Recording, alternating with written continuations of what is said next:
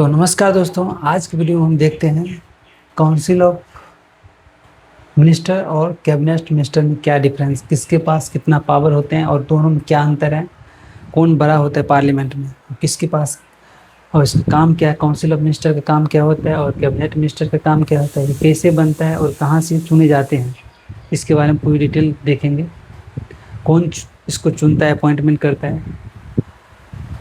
तो चलते हैं इसके बारे में पूरी डिटेल देखने, एक बार देखते हैं।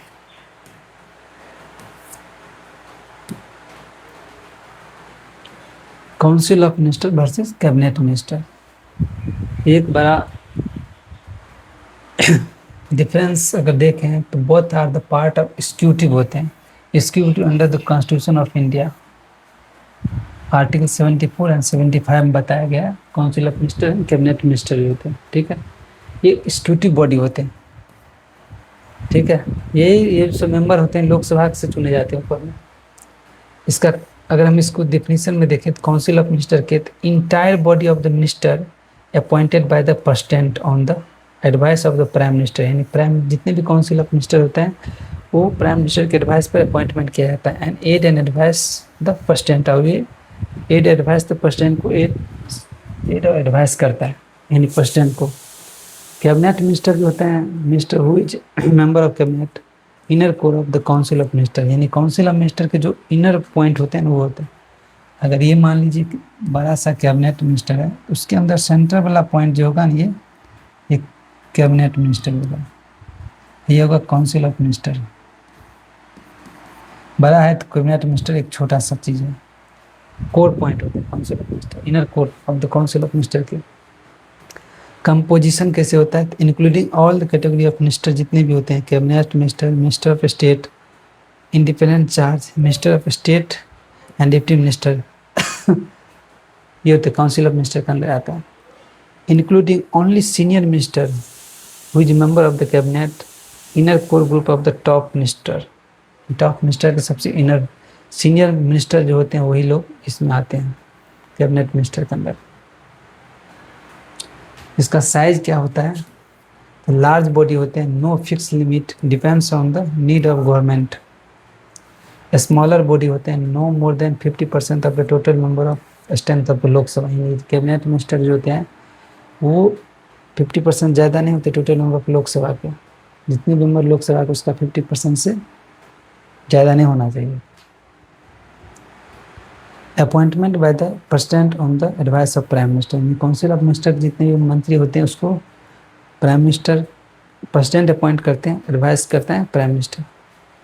और यहाँ पे president on the advice of the prime minister, यहाँ पे भी प्रेसिडेंट अपॉइंट करते हैं लेकिन यहाँ पे एडवाइस होता है प्राइम मिनिस्टर का। Rank composition, all minister of council of minister note same rank and rank varies.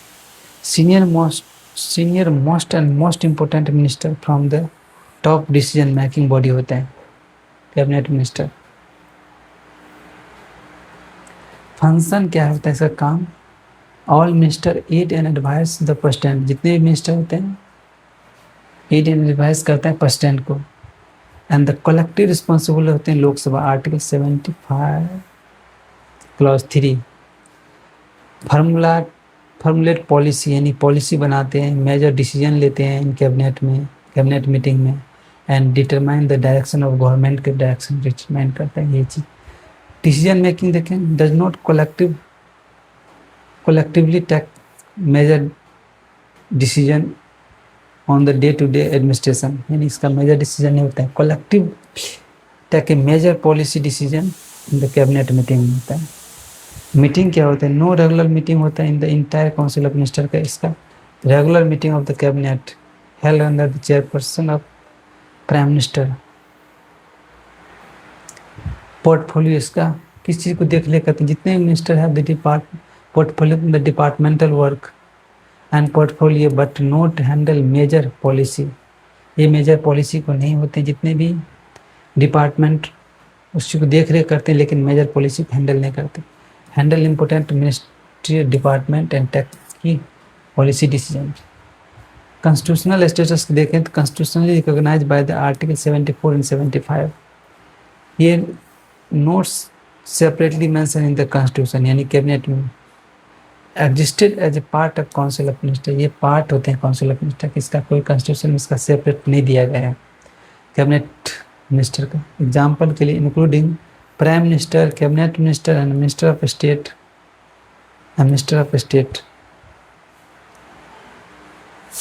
Prime minister, home minister, finance minister, defence minister. ये कुछ एग्जाम्पल होगा। प्राइम मिनिस्टर जो होते हैं वो उधर भी है इधर भी है। होम मिनिस्टर जो है वो कैबिनेट मिनिस्टर के अंदर आ जाता है, फाइनेंस मिनिस्टर कैबिनेट मिनिस्टर के अंदर आता है, डिफेंस मिनिस्टर भी कैबिनेट मिनिस्टर के अंदर आ जाता है। रैंक देखें, सबसे ऊपर रैंक प्राइम मिनिस्टर, उसके बाद कैबिनेट मिनिस्टर को होता है, उसके बाद मिनिस्टर ऑफ स्टेट को होता है, independent charge and minister of state, उसके बाद डिप्टी मिनिस्टर होता है। ये कुछ रैंक है। Cabinet is the inner core of the council of minister के होते हैं, ठीक है। All cabinet minister are the part of council of minister but all the minister of the council are not cabinet minister. Council of minister collective responsible to the Lok Sabha, article 75(3) कहता है। Cabinet takes major decision of the government of India. याद करने के लिए cabinet is the brain होते हैं, तो council of minister एक बॉडी होते हैं। 74 कहता है council of minister is aid and overs by the president को। 75 कहता है appointment term of responsibility of minister का अपॉइंटमेंट होता है। 77 जो होता है conduct of government of business का।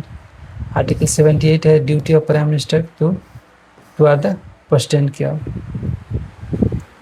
Cabinet minister take major decision while the council of minister full responsibility to the Lok Sabha. तो दोस्तों ये वीडियो इतना ही तक रहेगा, नेक्स्ट वीडियो में मिलेंगे, तब तक के लिए जय हिंद।